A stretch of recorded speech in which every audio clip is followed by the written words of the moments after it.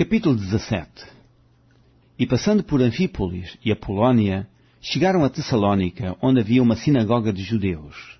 E Paulo, como tinha por costume, foi ter com eles, e por 3 sábados disputou com eles sobre as Escrituras, expondo e demonstrando que convinha que o Cristo padecesse e ressuscitasse dos mortos.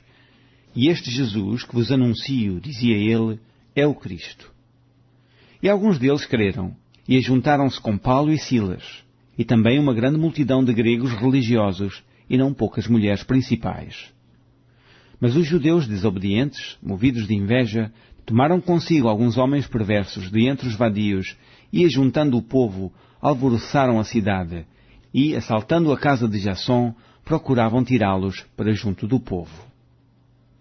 E, não os achando, trouxeram Jasson e alguns irmãos à presença dos magistrados da cidade, clamando: estes que têm alvoroçado o mundo chegaram também aqui, os quais Jasson recolheu, e todos estes procedem contra os decretos de César, dizendo que há outro rei, Jesus.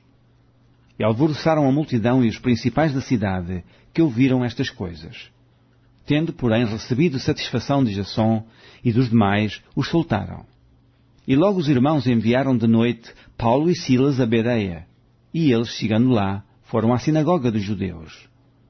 Ora, estes foram mais nobres do que os que estavam em Tessalónica, porque de bom grado receberam a palavra, examinando cada dia nas Escrituras se estas coisas eram assim. De sorte que creram muitos deles, e também mulheres gregas da classe nobre, e não poucos varões. Mas, logo que os judeus de Tessalónica souberam que a palavra de Deus também era anunciada por Paulo em Bereia, foram lá e excitaram as multidões. No mesmo instante os irmãos mandaram a Paulo que fosse até ao mar, mas Silas e Timóteo ficaram ali. E os que acompanhavam Paulo o levaram até Atenas, e, recebendo ordem para que Silas e Timóteo fossem ter com ele o mais depressa possível, partiram. E, enquanto Paulo os esperava em Atenas, o seu espírito se comovia em si mesmo, vendo a cidade tão entregue à idolatria. De sorte que disputava na sinagoga com os judeus e religiosos, e todos os dias na praça com os que se apresentavam. E alguns dos filósofos epicureus e estoicos contendiam com ele, e uns diziam: que quer dizer este paroleiro? E outros: parece que é pregador de deuses estranhos, porque lhes anunciava a Jesus e a ressurreição. E, tomando-o, o levaram ao Areópago, dizendo: poderemos nós saber que nova doutrina é essa de que falas? Pois coisas estranhas nos trazes aos ouvidos. Queremos, pois, saber o que vem a ser isto.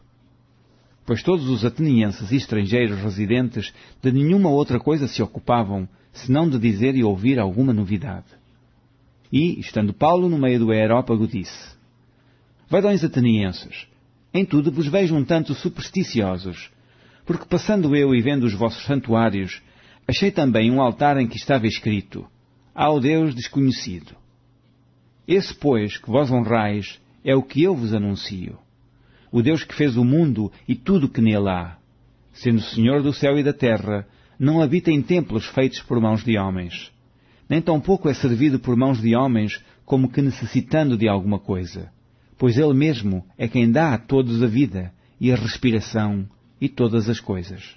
E de um só fez toda a geração dos homens para habitar sobre toda a face da terra, determinando os tempos já dantes ordenados e os limites da sua habitação, para que buscassem ao Senhor, se porventura, tateando, o pudessem achar, ainda que não está longe de cada um de nós. Porque nele vivemos, e nos movemos, e existimos, como também alguns dos vossos poetas disseram, pois somos também sua geração.